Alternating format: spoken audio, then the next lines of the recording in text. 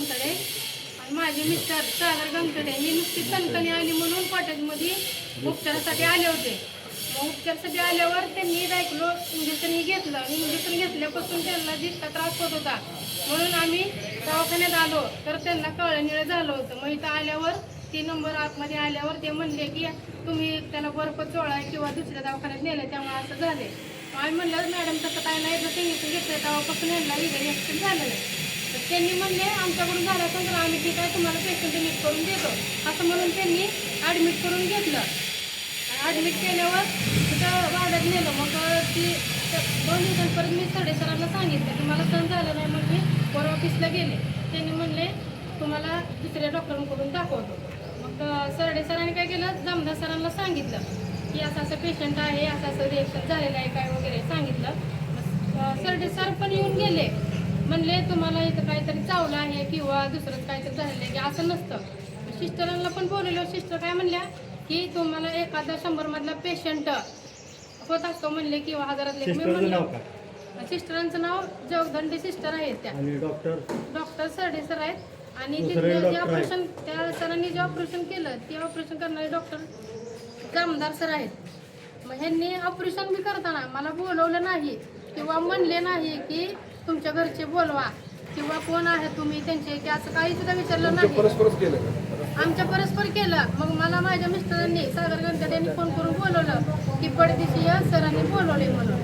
मग ते मी म्हणलं सर बोलला. ते म्हणले तुम्ही कोण आहे म्हणले. मी म्हणलं त्यांची पत्नी आहे. म्हणले तुम्ही बाहेर थांबा नाहीतर तुम्ही आतमध्ये थांबा मी बाहेर जाऊन थांबतो म्हणले. मग ते झाल्यावर मग ऑपरेशन वगैरे झालं. मग मी परत सरांना विचारलं सर ऑपरेशन केलं का केलं सर. तर म्हणले गाठ होती म्हणले म्हणून केलं. मग म्हणलं दाखवा म्हणलं. तर नाही म्हणले आम्ही तसं दाखवत नाही. मग ही पण झाली गोष्ट. मग हे झाल्यावर त्यांचे उपचार चालू झाले. सोनोग्राफी केली होती की सोनोग्राफी केली होती काय सुद्धा नाही, पू वगैरे नाही किंवा गाठ नाही किंवा काहीच नाही म्हणून सांगितलं. सोनोग्राफी तिथे सिस्टर त्या करते तिकडे यांच्या इथंच केली. म्हणजे उपचार सगळे यांच्या इथं चालू केले कॉटेजला.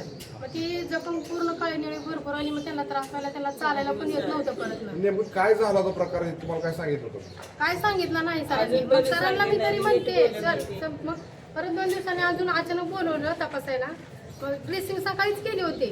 त्यावर 2 तासांनी परत सरांनी बोलवलं जामदार सरांनी. ड्रेसिंग त्यांची उघडली. मग तरी ह्यांनी मला घाबरून फोन केला की ताई पडदिशी सरांनी ड्रेसिंग उघडली माझी म्हणून. परत मी आली. मग मला म्हणले फोटो काढून घेतले त्यांनी. पण हे फोटो काढून त्यांनी वर सरडे सरांना पाठवले.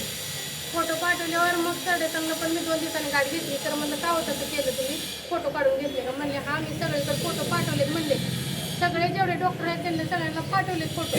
त्यांनी सांगितले की हे इंजेक्शनचं रिएक्शन नाही काहीतरी चावले. मी म्हणलं चावलं असेल तर मला रिपोर्ट द्या काय चावलंय त्याचा. काय परिस्थिती पेशंट आता ह्या त्रासाला दुखाला त्रासाला कंटाळून पेशंट आत्महत्या करण्याचा. मग आता जर समजा ह्या पेशंटनी काय बरं वाईट झालं तर मी काय करणार. माझी 2 बारकी मुलं आहेत. माझं घर असेल तर जसं पेशंट आहे दवाखान्यात आहे तसं माझं घर बंद आहे. इतकी माझी परिस्थिती कठीण चालू आहे. मी काय करायचं, जबाबदार कोणाला धरायचं. त्यांनी म्हणतात मी नाही, हे म्हणतात नाही, जबाबदार कोणाला धरायचं. एक जण सुद्धा म्हणतात की ही चूक झाली फक्त आमच्यावर दाखवले की तुम्ही केलं म्हणून. माझ्या लेकराला लई त्रास व्हायला लागला. 2 महिने होत असे 12 तारखेपासून नुसतं वेळेवर रात्रभर त्याला झोप लागत नाही. आमची कंडिशन नाही बाहेरच्या दवाखान्यात न्यायची. म्हणून आम्ही योगाईचं करतो. त्याची परिस्थिती इंजेक्शन 2 महिने बसायला सुद्धा त्याला येत नाही. करतो म्हणूनच आम्हाला सारखी ती म्हणते करतो, ती म्हणते करतो, ती म्हणते का बसा. दुसरं कुणाला बोलवलं तर तुम्ही आम्हाला दम द्यायला बोलवता का, तुम्ही बघायला जर बोललं तर ती आमच्यावर शिकते. तरी आम्ही बंद केलं. येऊ नका कुणाला म्हणलं. आमचं पेशंट नीट करून द्या. पाया पडली मी त्यांच्या गेले आठवडे. आम्हाला काय दिवशी सरांनी आता माझ्या पोराला काय झालं ऑपरेशन केलं सरांनी. असं म्हणजे केल्यावर पण ही वर्षाची कातड आहे आले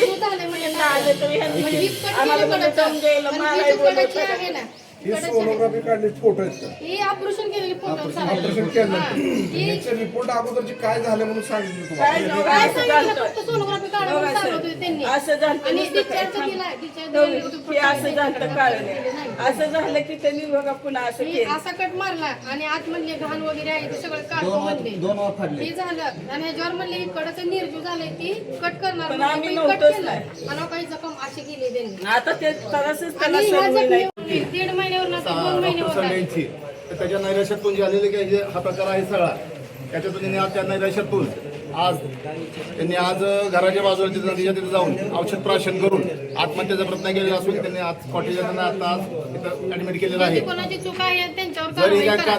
त्यांच्यावर कायदेशीर कारवाई व्हावी ते जोगदंड सिस्टर यांच्याकडून चूक झालेली आहे. ह्याला पूर्ण त्यांच्यावर कॉटेज काय जबाबदार आहे कारवाई या गोष्टीला. आणि सर्वसामान्य माणूस हा जर सर्दी खोकल्यासाठी येऊन जर इथं त्याला जर ह्या प्रकारची ट्रीटमेंट मिळत असेल तर माणूस याला इथं घाबरणार आहे. लक्षात ठेवा, इथून पुढे कोणी विश्वास ठेवणार नाही कॉटेजवर. आणि बरं का गेले कित्येक वर्षापासून सातत्यानं आम्ही उपजिल्हा आद्य क्रांतिकारक राघोजी बांगरे रुग्णालयाचे प्रश्न मांडतोय, पण झोपलेलं प्रशासन जागा काय होत नाही. वारंवार इथं यात्रा भरतात, 12 एकादशी 4 मोठ्या वाऱ्या असतात. इथं येणाऱ्या भाविकाची संख्या पण जास्त आहे. पंढरपूर शहराचं व आसपासचे तालुक्याचे पण लोक उपजिल्हा रुग्णालयामध्ये येतात, पण इथं शासनाच्या दुर्लक्षामुळं उदासीनतेमुळं आज इथं प्रत्येक पेशंटची अशी अवस्था झाली. मागच्याच आठवड्यामध्ये चुकीची सर्जरी इथं झाली. म्हणजे अशा घटना दाखवायला गेलं तर रोज अशा घटना आम्ही दाखवू शकतो. म्हणून प्रशासनानं ह्यातनं काय तर बोध घ्यावा, लवकरात लवकर यांच्या जे काय घडलंय ह्याला न्याय द्यावा. आज ह्यांच्या चुकीच्या इलाजामुळं आज तो पेशंट आत्महत्यापर्यंत गेला, म्हणजे त्याला वेदना किती झाल्या असतील. मग ह्या वेदनांचा पण हिशोब झाला पाहिजे. माननीय पालकमंत्री, मुख्यमंत्री, उपमुख्यमंत्री, आमदार व जे स्वतःला नेते समजतात, म्हणजे मोठ्या मोठ्या भाषणातनं सांगतात की पंढरपूरचा विकास झाला, पण आज ह्या उपजिल्हा रुग्णालयाची अवस्था बकास झाली आहे. गळतंय, पेशंटला बाथरूमची सोय नाही, संडासची सोय नाही, अशा अनेक स्वच्छतेची सोय नाही. म्हणजे प्रत्येक ठिकाणी काय ना काय घोळ आहे. तिथं आल्या कुठलाही डॉक्टर उपस्थित नसतो. प्रत्येक डॉक्टरचे स्वतःचे प्रायव्हेट दवाखाने आहेत. तिथनं डॉक्टर इथं येतोर पेशंटची अवस्था भयानक होती, पेशंट दमवण्याची शक्यता असते. त्यामुळं ह्या माय माऊलीला लवकरात लवकर शासनानं न्याय द्यावा. आज ह्यांच्या मिस्टरला काय झालं त्याची जबाबदारी कोण घेणार होतं. त्यामुळं ह्याचं पूर्ण ट्रीटमेंट शासनानं खर्चातनं करावं व ह्यांना न्याय द्यावा. ह्यांना न्याय नाही मिळाला तर आम्ही सर्व पंढरपूर शहरातील सर्व सामाजिक कार्यकर्ते गोळा करून ह्या कॉटेजच्या विरोधामध्ये तीव्र आंदोलन करू. जय हिंद, जय वाल्मिकी, जय राघोजी, जय भीम.